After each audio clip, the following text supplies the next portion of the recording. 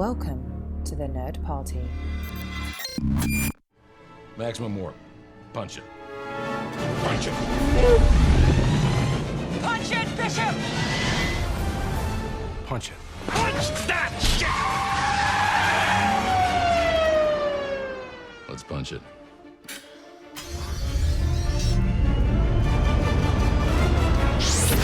Hello, everybody at home, and welcome. This is Punch It, Writing in Star Trek. I'm your co-host, Tristan Riddell, and with me, as always, is... Charlene Schmidt.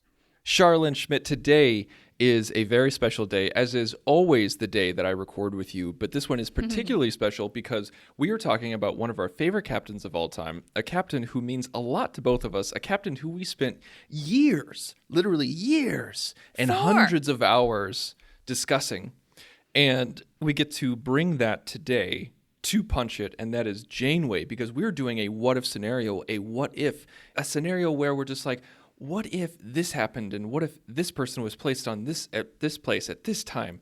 And so last time we did something like this, it was, what if Sisko was the commander of Voyager? And then before that, it was, what if Archer commanded the Enterprise D and was in the 24th century? And so we get to have all these cool ideas and all these rules, and we get to break those rules at the same time. And so today we're kind of swapping what we did with Sisko and Voyager. And so Janeway is going to be on Deep Space Nine. Yes, we're going to envision the series with her as the commander, the captain of the station, and what that might look like. And I have a feeling this time we're going to have to possibly change a lot.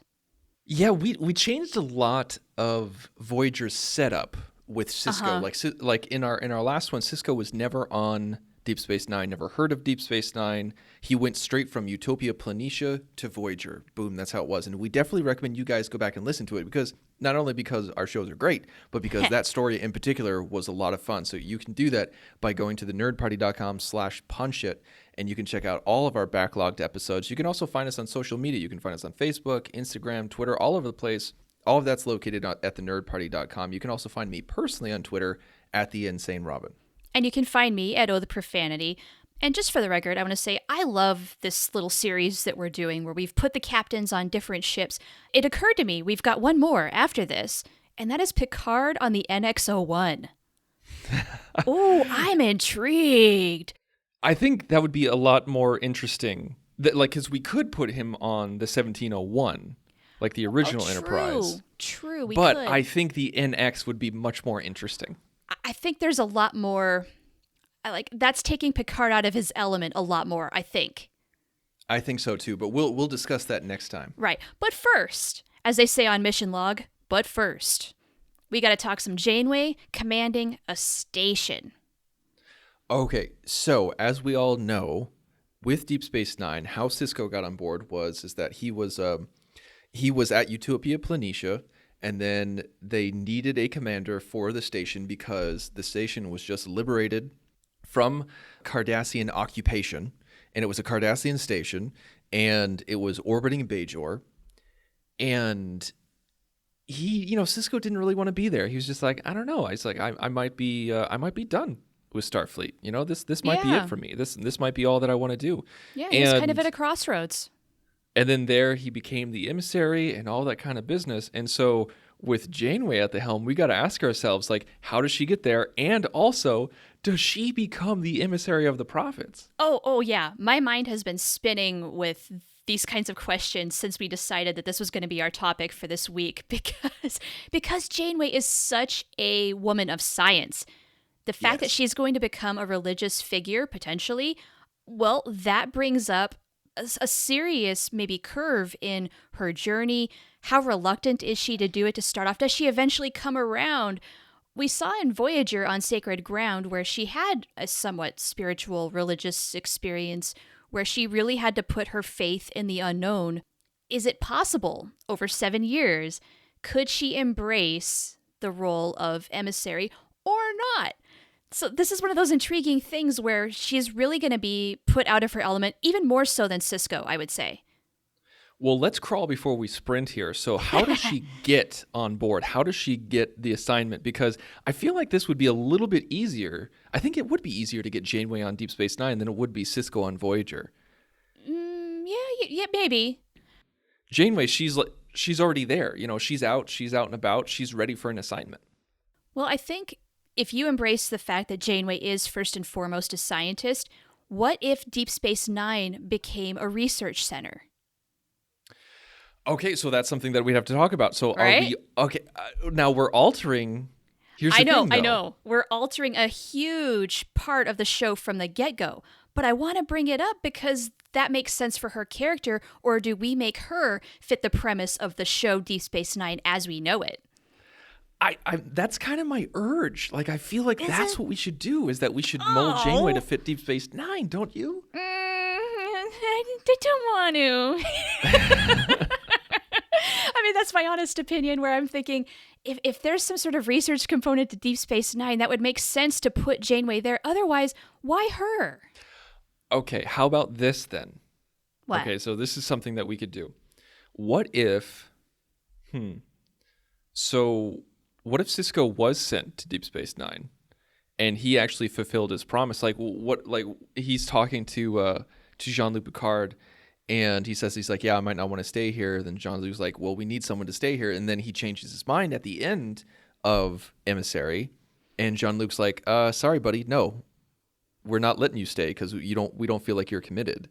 And so they have to bring in somebody else. And with the discovery of the wormhole, they're like, well, we need someone who can research the wormhole and like lead the research for the wormhole, as well as who's not scared of deep space missions and going to the Gamma Quadrant and everything like that. Well, I just happen to know a bright young scientist who is interested in meeting new races and new civilizations, as well as exploring in deep space, if that comes to it.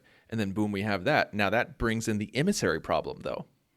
Yes. Because that way Sisko would still be the emissary, but he's not on Deep Space Nine. He's not near Bajor. Right. Ooh. Oh, okay. I really like this, though, because it does fit the Janeway paradigm, where she could be researching the Gamma Quadrant and maybe making discoveries about the wormhole and all sorts of fun stuff. Meanwhile, it does tap into her command training, because then she would be commanding the station. Now, do they send Sisko off to our imaginary scenario of commanding Voyager? I mean, Voyager was there at Deep Space Nine before it went off to the Badlands. They could just say, Picard could say, all right, buddy, you're off on this ship now. We've got a replacement for you. You're being reassigned. I mean, how hard would that hit the audience in the show? That would be really weird. That's the thing. Is that was years later. And well, I don't feel like we're talking like 2 years of Deep Space Nine with Benjamin Sisko, and then he's getting sent off to another show. Meanwhile, Deep Space Nine has somebody new come in to run the station. I feel like we're getting way too in the weeds of our own canon, because maybe a little bit. I don't think we need to be in the same universe where Sisko is on Voyager at this point. I think this is just its own thing, its own story, just to keep it simple. Okay, but it's so much fun. It is a lot of fun. And we've done this in the past, like in our previous show, To the Journey. We did a lot of things where we kept a canon. We had a multi-part story within a mirror universe, within a movie, within its own section. Like, what if Voyager got home, like in the middle of the show? How would that look? We've tackled a lot of things over the years. It was always a lot of fun. But with this one, we don't have to go with my idea. Like, we don't have to go where like Sisko was brought in for the first episode and then kicked out. Because, like, from a production standpoint, that wouldn't make sense. Like, from a TV show standpoint, that's a horrible idea. But from our standpoint, just a what-if scenario, maybe that's the what-if. What if Jean-Luc actually did kick out Sisko because he wasn't committed from the get-go? Maybe that's the what-if scenario, and they brought in Janeway. So that way, it buttons it up, and that's the scenario. Man, and poor Sisko, because he already has some less than kind feelings towards Jean-Luc Picard just because of his role in Wolf 359.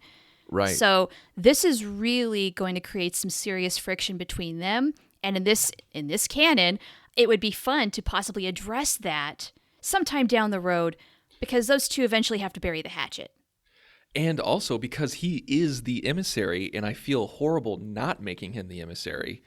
I think he would have to pop up again. Like maybe he does leave Starfleet and lives on Bajor, and Janeway has to interact with Sisko as no longer a Starfleet officer, but as the emissary of the Bajoran religion. Huh. Okay, so basically we're making Ben Sisko a kind of like a co-starring role.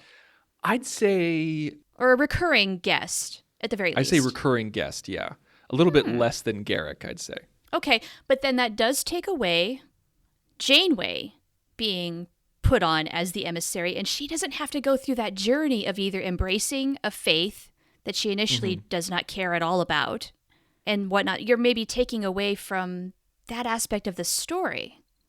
Well, let's take a look at it from two options. So my option is Sisko is the emissary still, but he's not allowed to be the commander of the station because Jean-Luc doesn't have any faith in him.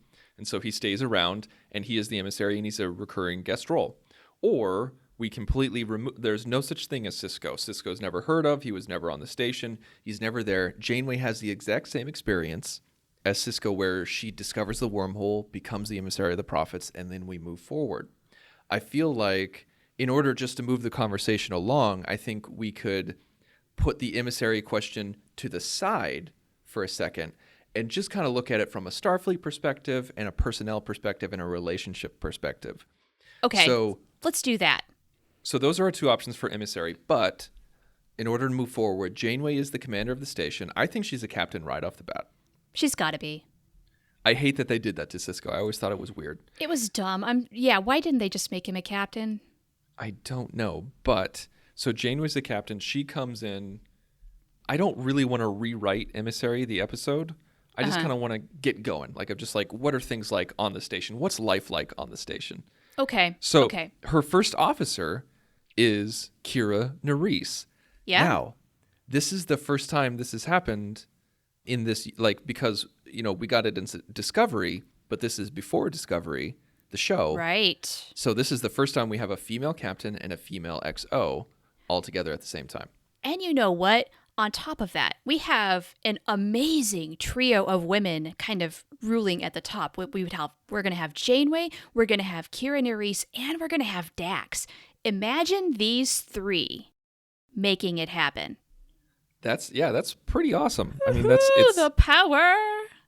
It's kind of like what we had in Voyager, where we had, I guess they weren't like shot callers, but we had the Janeway, we had B'Elanna, and we had Kes, and then we had Seven of Nine.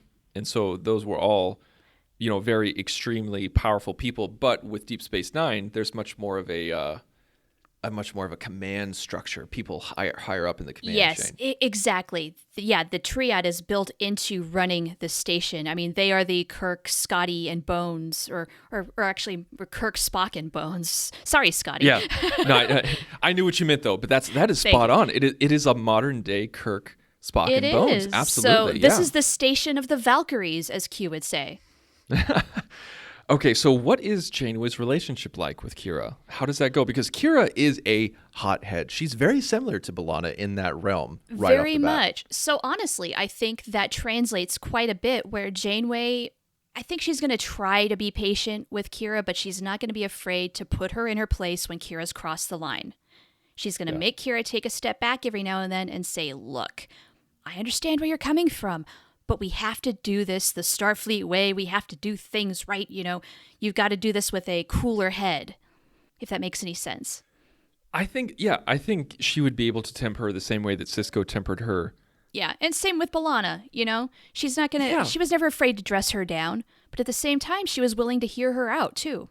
Exactly, and I feel like they would have, I know that there was a situation where I love that they actually addressed this in the show, but Kira kind of always kept her distance from Sisko because she was a little intimidated by him. Not because he was a man or not because he was the commander or not because he was Starfleet or anything like that. None of that BS. But because he was the emissary of her religion. Right. So we're not necessarily deciding on emissary or not, but if that's the case, then it's the same kind of dynamic between Janeway and Nerys. Because it's not so much the person that she has an issue with, it's the position. Right, it's the power.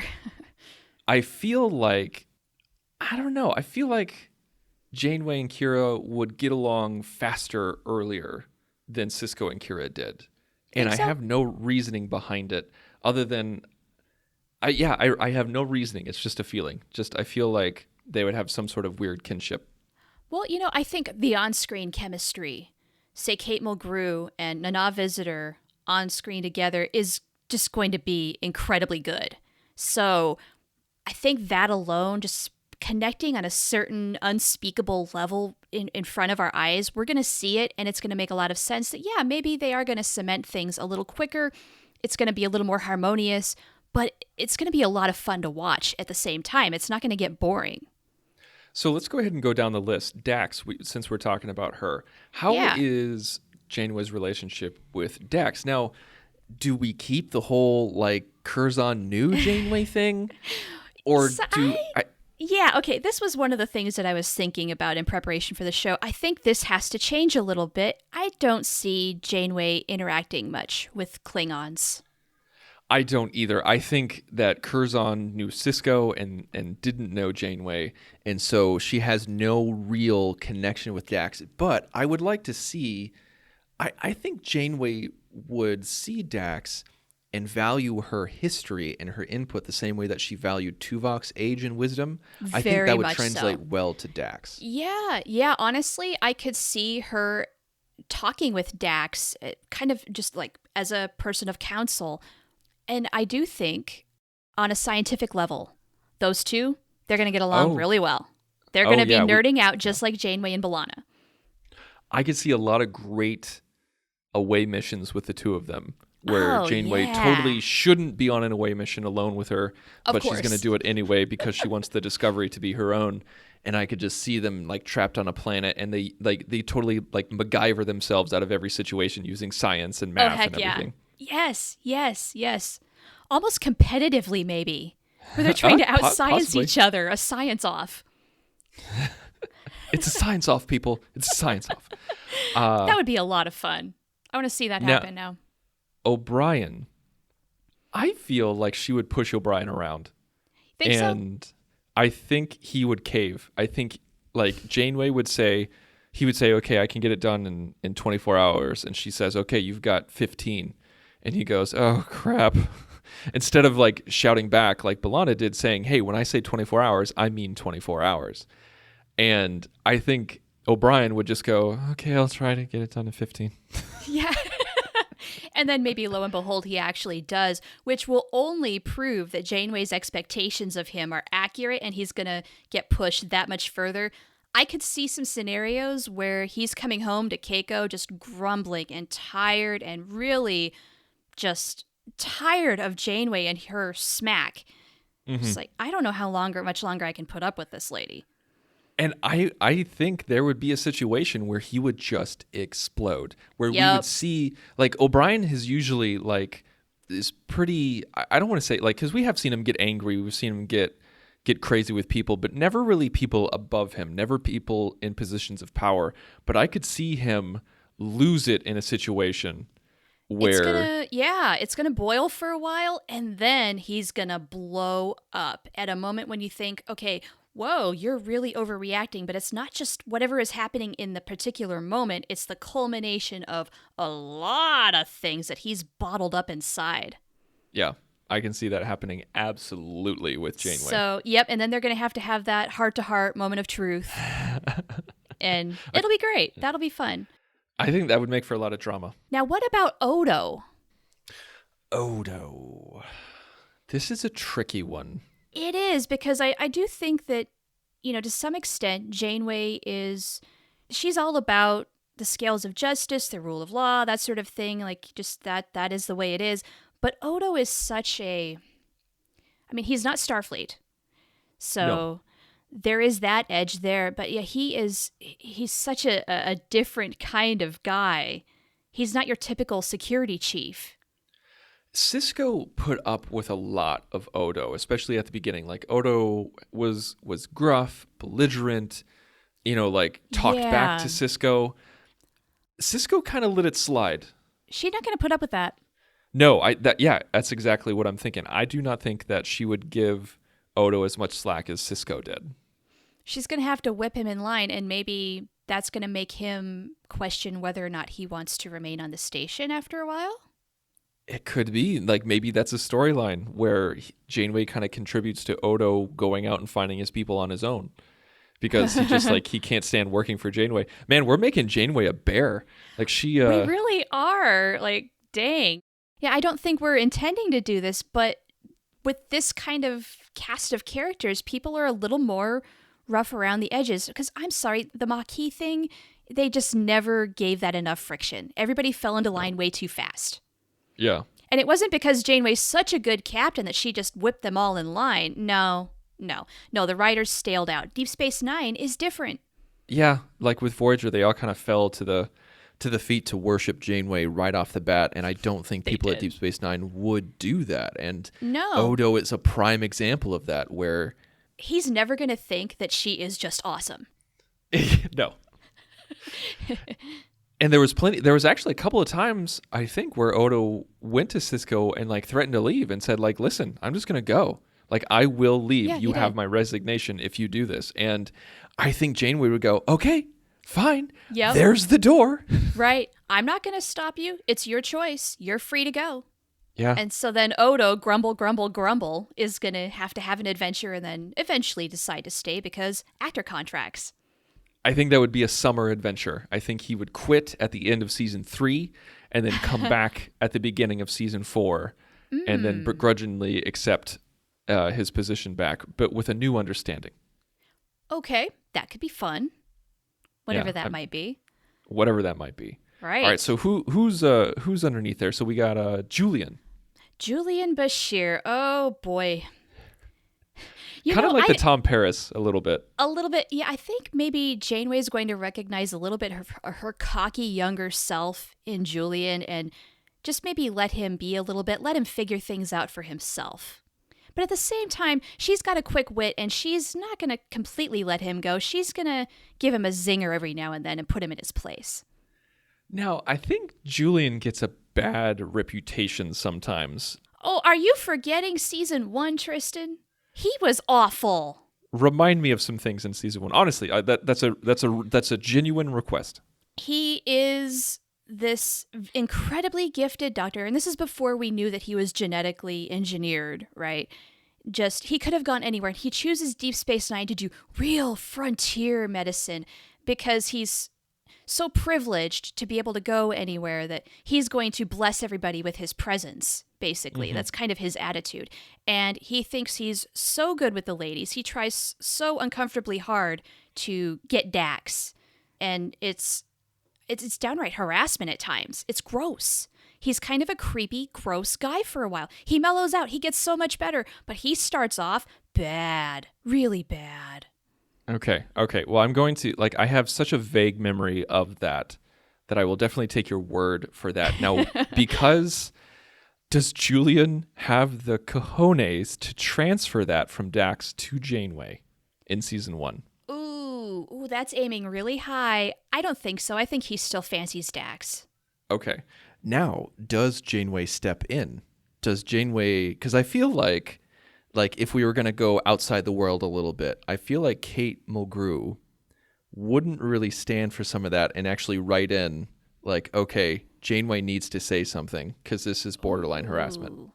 Oh, I like it. Maybe she and Jadzia are walking along on the promenade. Julian comes up, tries to make some really stupid pass at Dax to maybe get her to go to dinner or something stupid. And Janeway just almost nonchalantly, dude, bro, no. Try. She puts him in his place. Yeah, exactly. She's just going to tell him, this is unacceptable for a senior staff member on my station. Don't you dare do this to another member of my crew again. Yeah, I think it would be, I don't think it would be one right off the bat, and I'm not saying you're saying that, but I think it would be a series of comments and gestures where she actually corrects that behavior, where she snaps it in line. You know what? I disagree. I think it's only going to take once to get him to recognize it, and then he's going to snap out of it, and that's going to make a powerful statement. Yes. Maybe, or at least he's going to have a little bit of restraint. He's going to maybe try to be a little more well thought out the next time maybe he talks with Jadzia. He's going to walk on eggshells a little bit, and then we get to see nervous Julian Bashir. Really insecure Julian Bashir, who doesn't have enough social graces to handle somebody like Jadzia at this point, trying to make things, like maybe to try and at least say, hey, look, are we friends? Are we cool? I'll stop. I really just like you. And then maybe they can come to an understanding a little faster. Where she's like, yes, I understand. I know what somebody with a crush looks like, but Julian, I'm just not interested. And so then he's got to let it go. I like everything that you're saying, but I think you're giving Julian too much credit, that it would only take one comment from one captain to say stop it. Here's why I'm thinking that is, if it doesn't work one time, is it going to work any better the second time, the third time? I think one powerful statement should be all it takes as an example of what to do and what not to do. Remember, Star Trek is role models. Okay. Now, later on, does she, like, when he kind of sobers up and calms down, do they develop any kind of friendship, any kind of relationship? Sisko and Bashir never really had any kind of relationship. I'm kind of wondering if it's going to be the same with Janeway and Bashir. Really, how much do they have in common? Yeah, I think it would just be one of those characters that they interact just because of the plot. What if they play tennis? Oh, that'd be interesting. That's a great idea. Julian, I mean, he likes to play racquetball, right? If I'm recalling correctly. So, I mean, Handball, tennis is racquetball. not quite the same thing, but it's kind of in the same family where maybe he gets Janeway to reprise tennis and beats the pants off of her, and he gives her a few friendly jabs about that. I think that's a great idea. I really do. I think that is one way for them to connect on a level that, maybe they wouldn't have otherwise. Yes, that's great. So there we go. There's that. All right. What about Quark? Quark, I think, would be evicted by season 2. Do you suppose she's going to put Rom in charge of the bar? I think it's one of those things where Janeway would refuse to understand how things quote unquote work. I like Sisko was kind of Sisko took the cue of Odo by saying like, okay, I'll give you some leeway. We're in our own little society. Like I'm not going to come in. I'm not going to be the sheriff of London. This is going to be like Sisko's like, okay, I'll let some things slide. I don't think Janeway would let anything slide. Yeah, I have a hard time thinking that she's going to fall in line with the whole idea of, that's just Quark. Because a lot of times Sisko and company will do that. Like, Quark is just going to Quark. And unless he's doing something truly illegal and whatnot, then we're just going to let him be. Because that's just the way Ferengi are, right? No, I think, she would definitely lay down the law a lot more. Now, would he get evicted from the station, though? I struggle with that aspect of it. Yeah, okay, so maybe he's not evicted, but I think she would definitely make it harder for him to cheat and steal than Sisko did. And I think maybe she would be harder on Odo to make him comply. Yeah, there'd be a trickle-down effect, absolutely. Therefore, probably straining that relationship even more. But then, I mean, you kind of want to have those two struggling, so it's only going to emphasize that. One of my favorite moments, because I love how Sisko yells. One of my favorite Sisko yelling moments was when he was yelling at Quark. Like, Quark was in his office, I think, and it's when he was selling arms, and he wasn't technically doing anything wrong because they were all holographic, and there was no weirdness. I mean, there was no actual weapons on the station, and so he's not really selling anything on the station. And because the person who he was in business with, like, helped out the Bajorans, like, the Bajoran militia said that they were going to let it slide. And then, like, Sisko swings Quark's chair around and says, I have let a lot slide, but if you so much as litter on the promenade, I will nail you to the wall. Just... I forgot about that moment. Oh, that's so good. Gosh, I need to watch DS9 again. I need to start a rewatch too. I think Janeway wouldn't even get to that moment. She would say, like, listen, if you can't follow the law, then there's no place for you here on Deep Space Nine. I think it would be right off the bat. It was just like, clean your nose, get your house in order. Right. She's going to be much more rah-rah Starfleet. this is a Starfleet station now. I don't care how it was before. You're going to follow these rules or you're out of here. We can get somebody else in here just as easily to take over the bar and keep things running here. We don't need you. Everybody's replaceable. Yeah. Yeah, exactly. Like, we can get another bartender. It's no problem. Yeah, so do you suppose would that be enough to get Quark to fall in line, at least enough to where he's not going to get evicted? I think he would pretend to fall in line, and he would just get sneakier and sneakier. Right. So then, yeah, I would love to see Rom call him out on that, grow some cojones, and rat out his brother a little bit.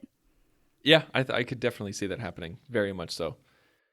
Okay, so who are we missing? I feel like we're missing people. Well, there is no Jake. No Jake. On this series. There's no children. But what about her relationship with Mark? Oh, yeah. Because, I mean, does Mark eventually join her on the station? Is Mark not in the picture? Yeah, what are we going to do with this aspect of it? I mean, is it possible that maybe Janeway will want to raise a family on the station? Does she see that as a suitable place to do so? I think that's something that we need to explore. I think it's kind of like, it would probably be like Keiko, where she would bring Mark on to the station because she's like, listen, I don't know how long I'm going to be here. This isn't like me going on Voyager for 3 months. Right. And coming back. And so if we're going to continue a kind of relationship, then you need to come here. And I think it would work for a little bit, but I don't think it would work long term. I don't think she's meant to be with Mark. I agree. Mark is just way too bland for her. I think he would come on and maybe he'd be there for a year or two, or heck, maybe he wouldn't even last that long. Maybe he wouldn't even last a season.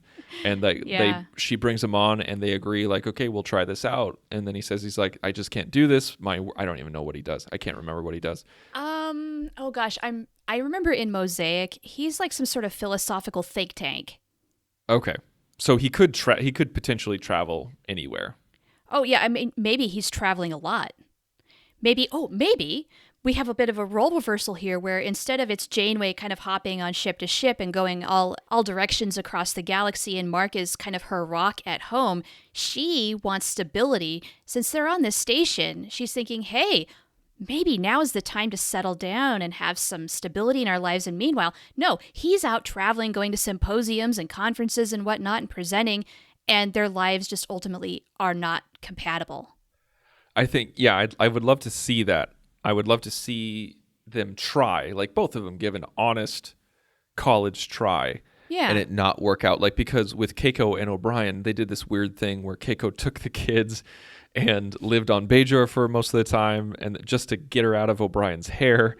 And it just felt weird from a story standpoint, and it just felt odd. And they stuck together. I think with this, they wouldn't. It would fall apart. I think, yeah, and it would show just how difficult I think it is, especially for women, but also men, to have that work-life balance. Mm-hmm. Trying to portray it where sometimes just the demands of life, two well-meaning people can have really incompatible goals, and no matter how much they love each other, it's not enough. Yeah, sometimes love isn't enough, and I think this is one of those times. And so what do we do with her love life after that? After that? Well, because she's not in the same position with Voyager. Like, she can... There's no handsome first officer for her to potentially get stranded on a planet with. Well, I think they would... I think with Sisko, he found Cassidy. Yeah. And Cassidy kind of was basically what you described with Mark as what Cassidy is, because she's a freighter captain, and so she kept traveling, coming back, traveling, coming back. Right. So we kind of done that. I feel like Janeway would want somebody there. I think Janeway would want somebody on the station. And I think that would be a really awesome thing to have in Star Trek, where Janeway's the captain, she's a woman, and there is a husband waiting for her at home. Yeah, that would be very cool. So is she going to enter into a relationship with, somebody who's living on the station, obviously. Mm-hmm. Is it a civilian? Because do we really want to get into the whole thing of, oh, you shouldn't date a subordinate officer? I think it's got to be a civilian. I am with you 100% on that one. What if they, what if they run a restaurant Oh, taking a page out of the Sisko book. Yeah, like that's the thing. Like they run a restaurant on the station because we all know Janeway can't cook. Perfect. She marries a chef. She's home free. And so that's one of the reasons why she's attracted to him is because he can cook. Never mind the fact that he's charming and handsome. The guy can cook. That's Exactly. important.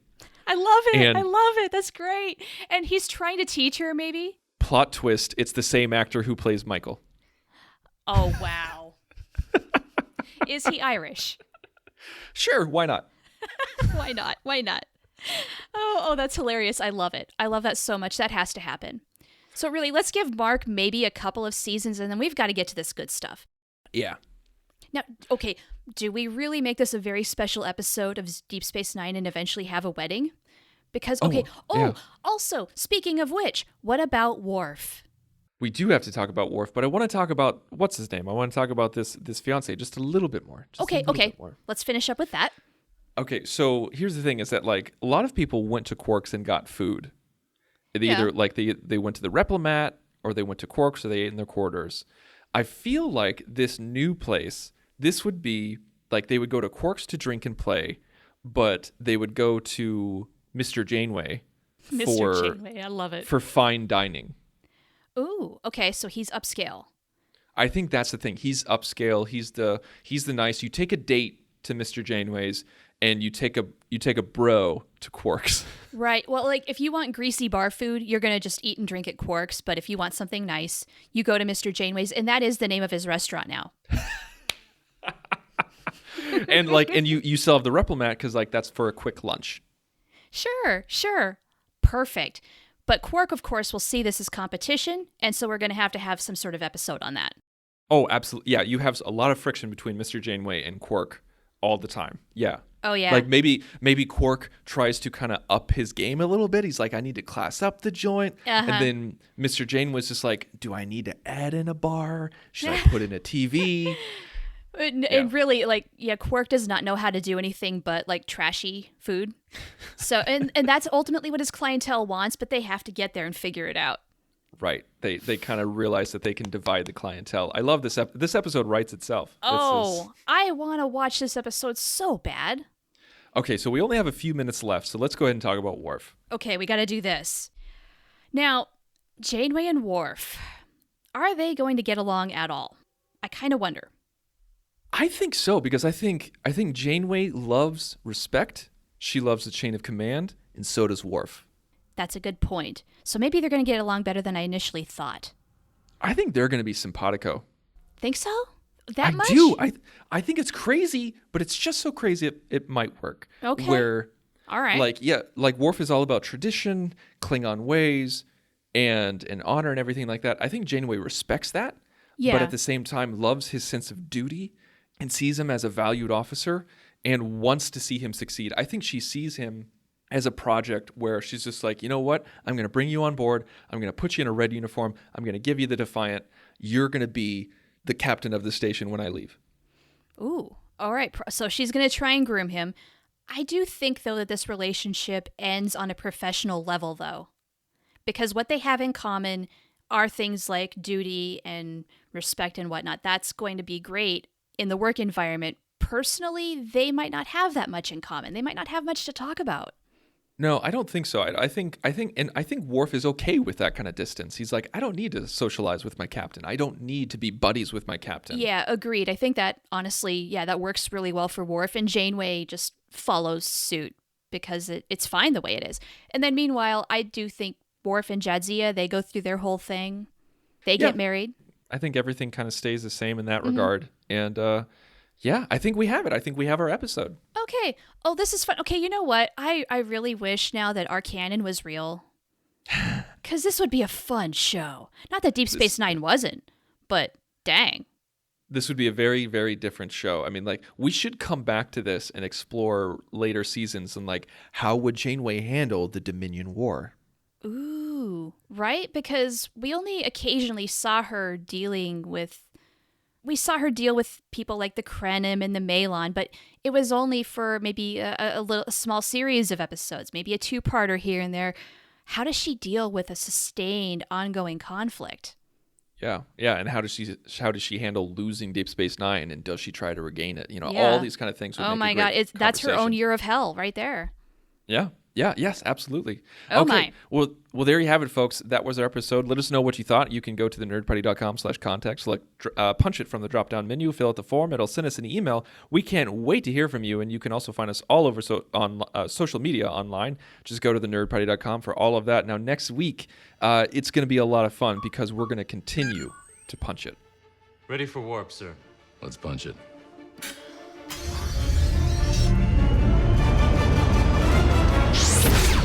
Join the revolution. Join the Nerd Party.